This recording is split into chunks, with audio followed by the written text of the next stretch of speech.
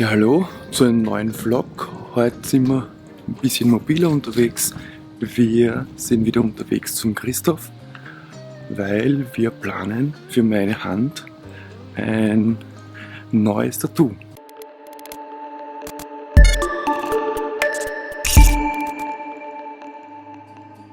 Könnt ihr euch noch an den Christoph erinnern? Schauen wir mal, ob er da ist.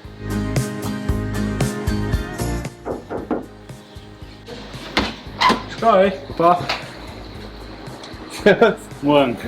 Morgen? Gewusst. Was heißt das? Bist du gerade aufgestanden oder was? Nein, ich sag immer morgen.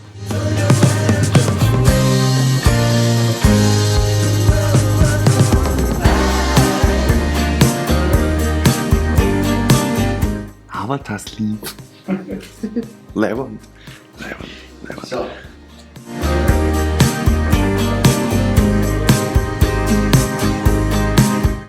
Also, wofür wolltest du ein paar Blattl Papier? Genau, ich wollte dir auch kurz skizzieren, was ich mir vorstelle. Alex am Zeichenblatt. Boah, der Grinser. Ich kann mich schon wieder beim letzten Mal erinnern. Alex zeichnet sich das Tattoo selber. Jo! Das war ja schon geil, oder? So, wir haben ein ungefähres Design, nur zum besseren Verständnis, weil ihr schaut mal ja meine Videos. Himmel, verwaschener Himmel, Nebel, fast dunkel, dunkel. Bleibende Farbaufteilung, oder? Schau mal her, Mann. Leibende Farbaufteilung. Was wir sich vorgestellt haben, ist jetzt Blumen, Blätter, Bäume und ein bisschen Gras. Wir reden hier nicht vom schon wissen.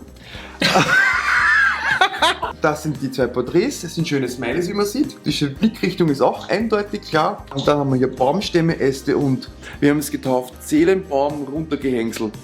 Danke fürs Flüstern. Das kommt in den fast dunklen Bereich. Dann wollen wir im Nebel, wollen wir den Übergang auch verwaschen. Vom Verwaschenen zum fast dunklen wollen wir den Nebel auch haben. Und wir wollen den Seelenbaum, wer sich mit Avatar ein bisschen auskennt,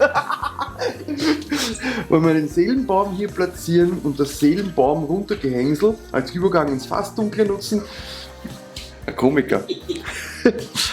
Dann haben wir sich überlegt, dass aus dem dunklen Bereich über den fast dunklen Bereich so Baumstämme und dann schon Äste ragen in den Nebel, die verschwinden dort einfach drinnen. Und vom Seelenbaum runtergehängselt kommen da ein paar auch in den fast dunklen Bereich rein, vielleicht sogar auch drüber. Und wenn wir eine Porträttrennung brauchen, weil es vielleicht einfach besser ist, dann machen wir da auch dieses Seelenbaumgehängsel. Wo ist dieses Seelenbaumgehängsel? Da ist das Seelenbaumgehängsel. Das sind die Farben, mit denen wir übrigens spielen wollen. Übrigens, der Christoph hat eine nette Facebook-Seite. Wenn ihr mehr über ihn wissen wollt, geht auf die Facebook-Seite. Ich mache euch den Link für die Facebook-Seite einfach rein. Da haben wir in dem Bereich vom Nebel haben wir mehr Nebel als Wasser und oben haben wir mehr Wasser als Nebel. Dann haben wir den Bereich etwas verwaschener Himmel. Das sind vor allem schwebende Berge. Das sind schwebende Berge mit Lianen und der Beginn eines Wasserfalls. Ihr müsst euch das so vorstellen, oben hast du Berge, dann kommt der Wasserfall geht halt in den anderen Bereich rein, wird ganz unten zum Nebel und das, was ein bisschen Wasser noch deutlicher oder im Vordergrund ist, wie man es halt bei einem Wasserfall kennt, der verschwindet ja auch im Nebel, aber wird der Nebel, also der Wasserfall zum Seelenbaum runtergehängselt und der Teil, der Seelenbaum runtergehängselt ist, der überlebt den Nebel quasi, weil das, was der Teil, der Wasser ist, wird zum Nebel dann im Endeffekt, so wie bei einem Wasserfall. Und der Teil, der sich verwandelt in das Seelenbaum runtergehängselt, verdammt ist das ein Wort, der wird zum Übergänge kaschieren und zu Details Dingen gemacht. Und dann haben wir oben den Bereich Himmel. Und der Himmel kriegt so ein Flugsaurier-Ding, so ein Benji. Und der wird in den etwas verwaschenen Himmel reinragen und über die Farbe hinaus auf die Schulter, damit man da auch ein bisschen Dinge haben. Und der wird sehr prägnant sein auch, aber irgendwie soll das gesagt, also und das Schwierige wird sein, eben zwischen Details und unscharfen Dingen keine Farbplexe zu machen. Details im Vordergrund hervorzuheben und ein stimmiges Bild. Das heißt, dass alles, was wir machen, keine speziellen Eyecatcher sein dürfen. Das wird die Herausforderung. Und am besten fangen wir noch nächste Woche an. Wenn wir anfangen wollen. Herbst, Winter. Ja, schauen wir mal, ne? Ende Winter. Ende Winter?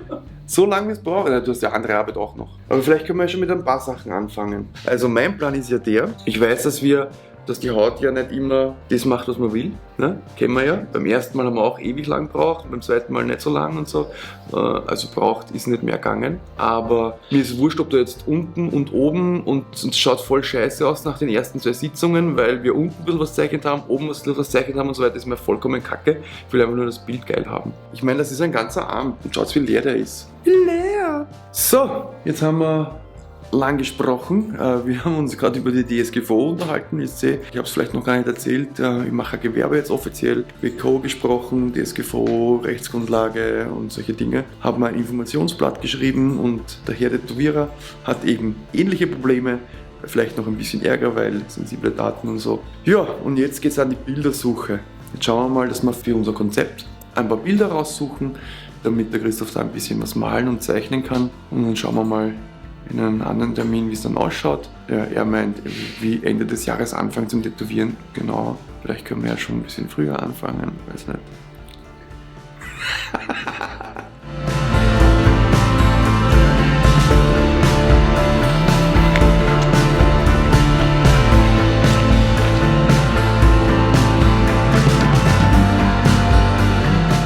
So, beim Tätowierer sind wir jetzt fertig. Der Christoph hat sich meine ganzen Vorschläge angehört.